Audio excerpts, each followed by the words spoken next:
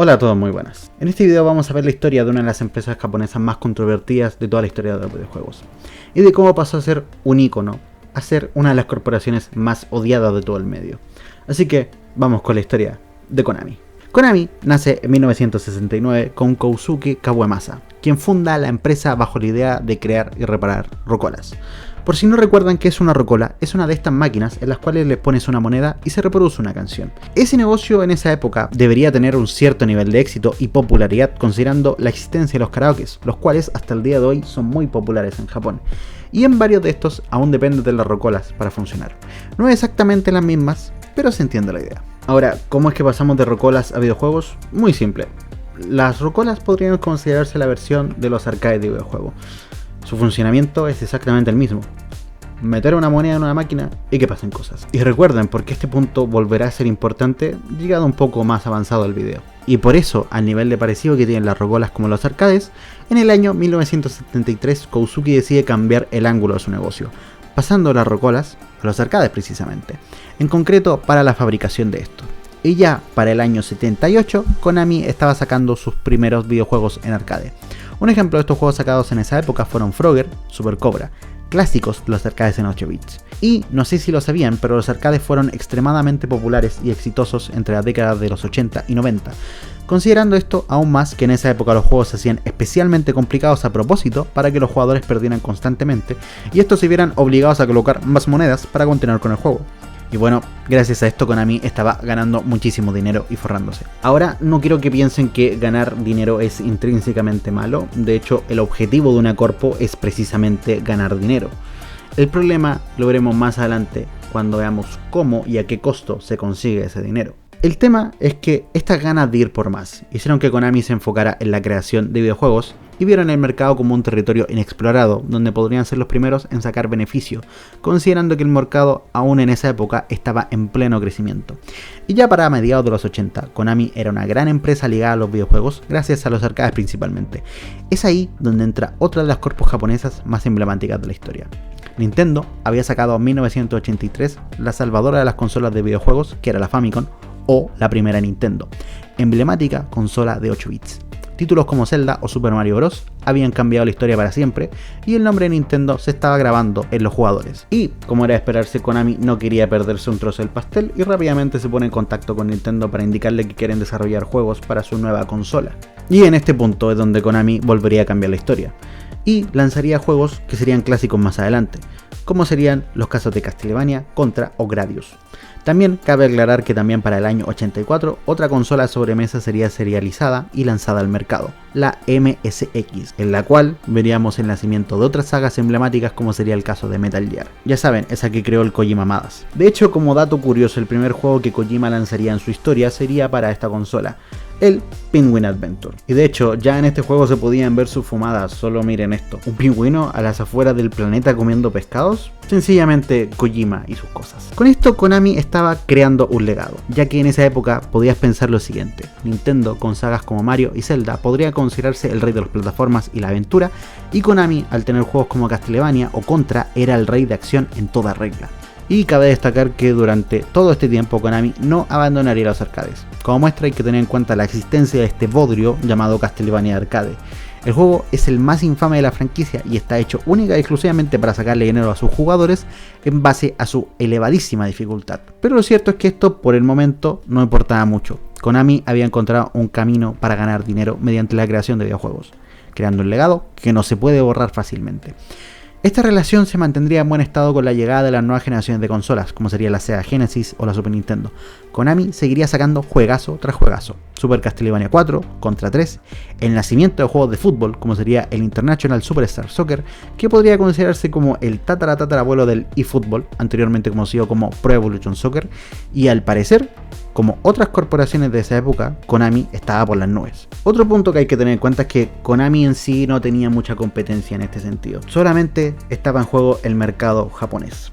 Y hay que tener en cuenta que a principios de los 80, con el fracaso del videojuego ET para Atari, el mercado occidental le perdió la fe al mercado de los videojuegos y decidieron que era un mercado que no era rentable. Y precisamente fue gracias a las empresas japonesas que esto empezó a cambiar poco a poco. El tema es que la interrupción del mercado occidental sería algo que se vería mucho más adelante y que afectaría a Konami de forma negativa. Ya para la siguiente generación, varias de sus franquicias estaban en problemas.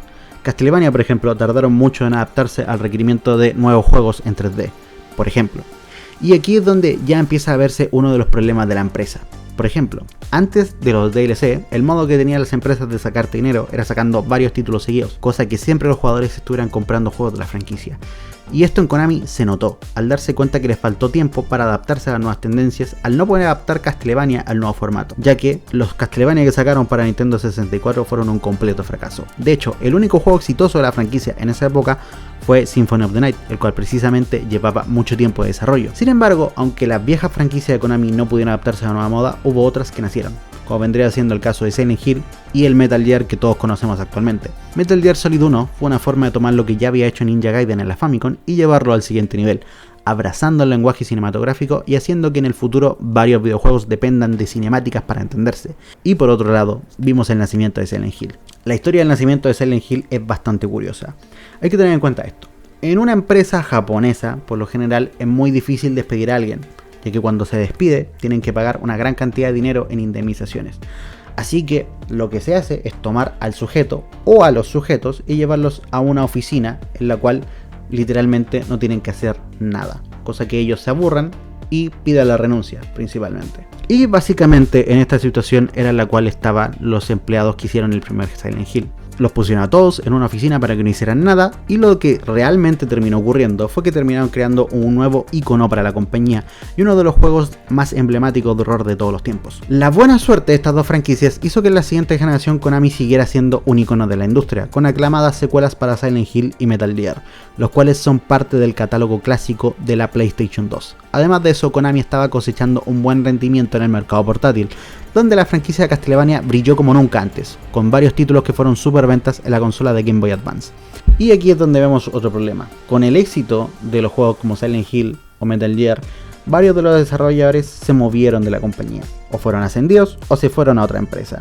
Por lo tanto, la mente creativa detrás de esos proyectos ya no estaba, y en los juegos posteriores esto se notó.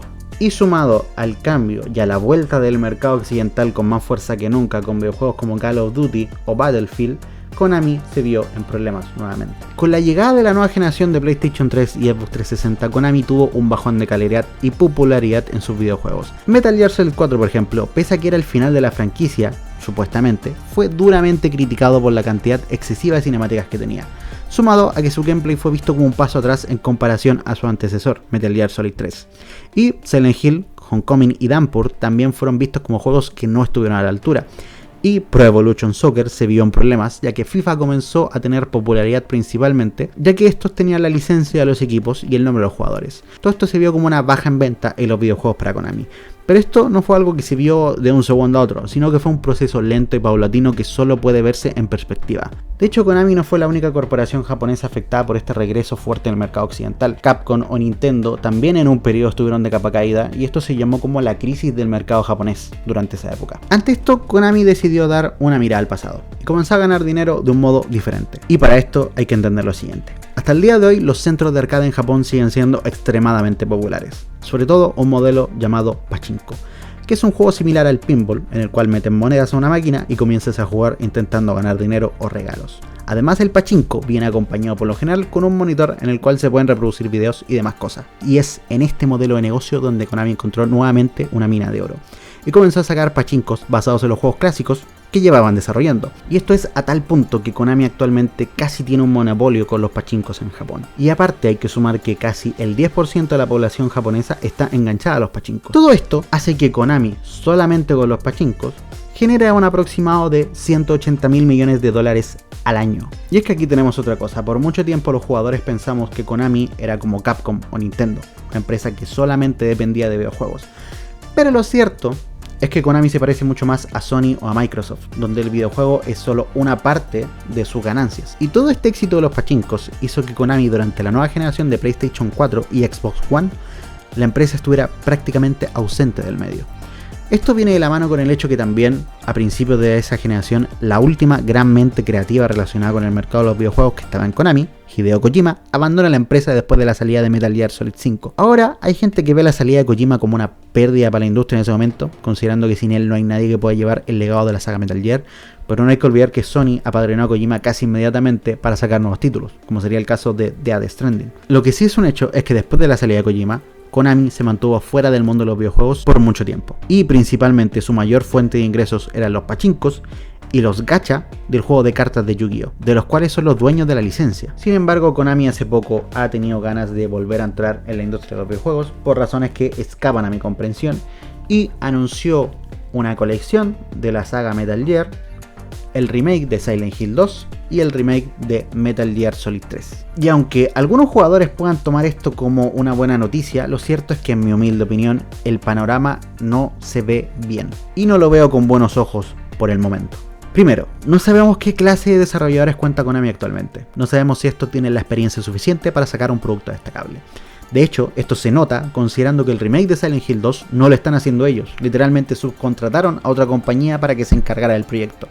Además de eso, su más reciente colección de Metal Gear se ha visto envuelta en críticas, por no ser una colección actualizada a los estándares modernos, considerando que ni siquiera en su versión de PC tiene una opción para ajustar los gráficos, cambiar la configuración del mando o del teclado y del ratón, por ejemplo. Con todo esto, ¿Konami será capaz de sacar un producto competente?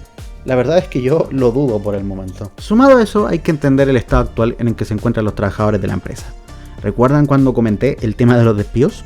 Muchos trabajadores de Konami se encuentran trabajando actualmente en condiciones cuestionables, bajo una extrema vigilancia con las cámaras de seguridad que constantemente están vigilándolo dentro de la oficina. Y de hecho, se les toman pantallazos aleatorios a los monitores con los cuales están trabajando. Y incluso deben pedir permiso para conectarse a internet mediante una VPN, no sea el caso que quieran usar el internet para distraerse durante el trabajo. Y estas medidas son extremas, incluso para los estándares de empresas japonesas que son conocidas mundialmente por sus políticas un poco abusivas con respecto al trabajo. Esto llega a tal nivel que se han reportado casos de empleados intentando asesinar a sus jefes o casos bomba en la oficina, y en estos casos los perpetradores han argumentado que se debe a las insanas políticas de la empresa. Además, con respecto al tema de los despidos, cuando Konami cambió su modelo de negocio a los pachincos, muchos desarrolladores de videojuegos precisamente fueron movidos de la empresa para trabajar en los pachincos. ¿Y realmente ese es el ambiente que va a generar buenos videojuegos en el futuro? Solo el tiempo lo dirá. Y lo cierto es que yo hace mucho tiempo perdí la fe en Konami como empresa. Y si bien, si son estas las condiciones para que sigan haciendo un juego, lo cierto es que prefiero no aceptarlas. Y en vez de que sigan sacando malos títulos, prefiero que hasta sigan con el modelo del pachinko y los gachas antes de que saquen un mal videojuego, el cual seguramente salió en un estado deplorable a costa de la mala salud mental de sus trabajadores.